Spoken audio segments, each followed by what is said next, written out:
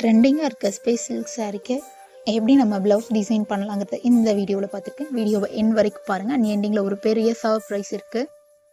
இது பாருங்கள், blouse sari colour என்னங்கிறது உங்களுக்கு தெரியும். பாருங்கள், இதுலேயே ஒரு ஒரு கலர் தெரியும் உங்களுக்கு.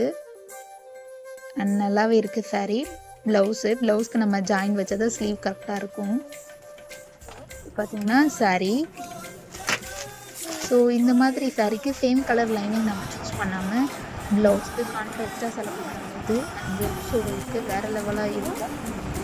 இந்த மாதிரி நம்ம யூஸ் பண்ணி ஸ்டிச் பண்ணும்போது அந்த ப்ளவுஸ் வந்து பார்க்கவே நல்லாயிருக்கும். பாருங்கள் எப்படி வந்திருக்குன்னு. நம்ம வேறு கலர் கிளாத் லைனிங் கொடுத்து ஸ்டிச் பண்ணும்போது அண்ட் பார்க்கவே ரொம்ப அழகாக இருக்குது.